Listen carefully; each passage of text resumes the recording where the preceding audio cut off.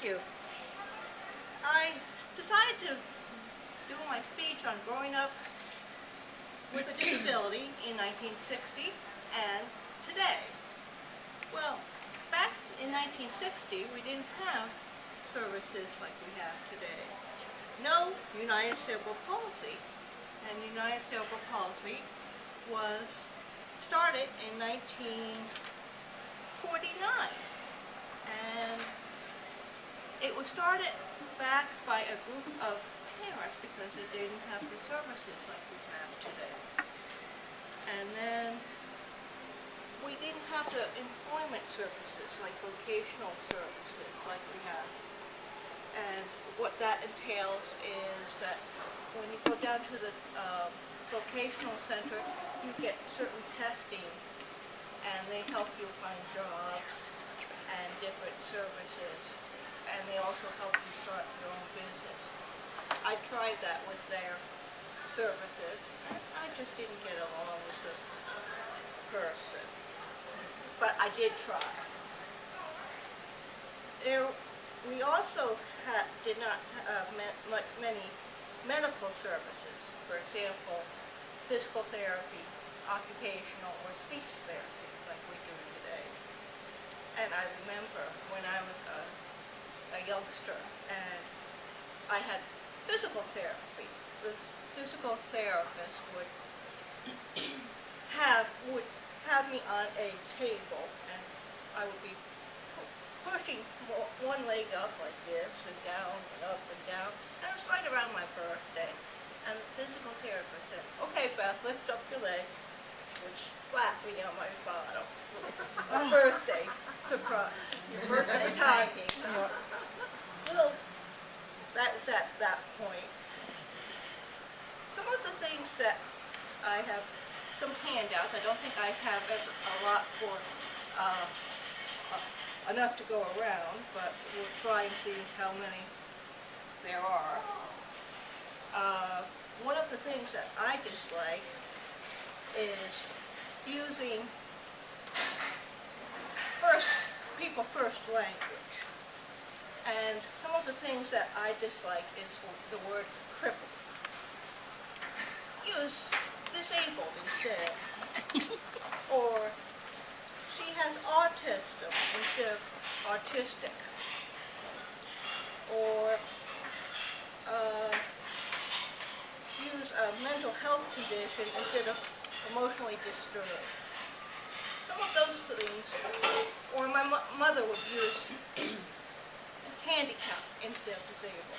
Some of those words I know are some of the things that are back in the 60s that you just don't hear nowadays. But that's kind of the sort of things you really have to think about when you're talking to a person with a disability. Because they might really think, oh, you're not using the words that you really should use. There weren't, back in the 60s, you didn't have the internet, so you can't go and research things like I've done on this, for this presentation. You didn't have the volunteers like you have today to go and volunteer at the organizations. Like at UCP, they probably have lots of volunteers to do different jobs, like answering the phones, or going out and getting fundraising, or having people go and do, assist people like myself at home, things like that. They had telethons, like the United Cerebral Palsy would have a telethon every year. Now they don't have that. They have fundraisers instead. In specialized houses, they would put somebody in a specialized housing or a hospital in 1960. Nowadays, you can have a personal assistant come to your house and help you out. I have, for example, somebody that comes to my house who works with me once a week. And because I don't need the special assistance all the time, like my friend does, but she is able to get around and still be able to work. And that's another thing. We can work just as much as everybody else can. They may have, or I may have, may get some money for the federal government. For example, Social Security income, or Social Security disability, which I get. And that's from the federal government. And we get a supplement every month for our living expenses. We also might get Medicare, and that's an added thing.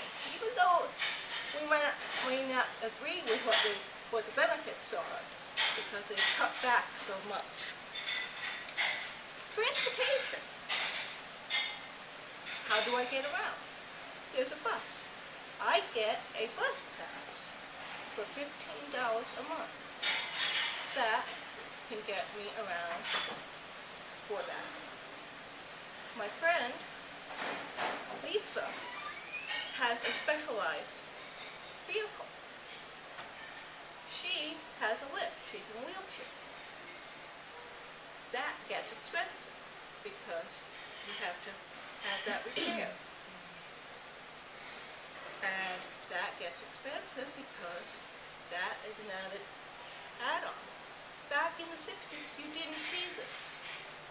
Getting on an airplane, getting on a train, oxygen. You don't see that sort of thing. Getting on TV. That was a no-no. Even talking about it on TV. That was a no-no. People wanting to talk to other people with disabilities didn't really think much about it. Did you see a person with a disability out in the streets back in the 60s and 70s? On their own, going shopping, with somebody else, helping them out?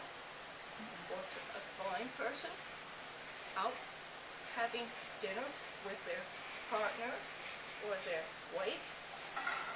No, not at that. Oh, they didn't care. Who cares? They just put them in an institution and forgot about them in the 60s. Today, we are out there. Out in the 70s, 80s, we fought to have burials. We fought. When I was in my 20s, I'm dating myself now, we fought to have these things because we wanted to be part of the community. The acceptance in the community, that wasn't it. I couldn't own my own business. Who cares about that? I live 600 miles away from my parents in Vermont. I couldn't have done that before. My mother still worries about me. That's part of being a mother. Yeah. I think it's my older sister still cares about me. And she lives in California. I mean, she called me up once and she said, Beth, how do you handle it? If she saw me handle what I do 24 hours a day, 7 days a week, she would be in awe with what I do. Because she doesn't grasp what I do. She sees her boyfriend's father handle things, but she doesn't understand what it's like to be a person with a disability. When she left a trip, she apologized for not being there for me when I was growing up. And she was staying in Malaysia and Thailand. I mean, she's a cheap tightwad. I mean, she is really a cheap tightwad with her business. With education, there's a service that most parents can get, and it's called an IEP, an Individual Education Plan. And you can sit down with the teacher, the principal, the person who's working with the student, and the parents, and the advocate, and they can all make up a plan for the student for the school year. And then all of them have to thank you for taking the time.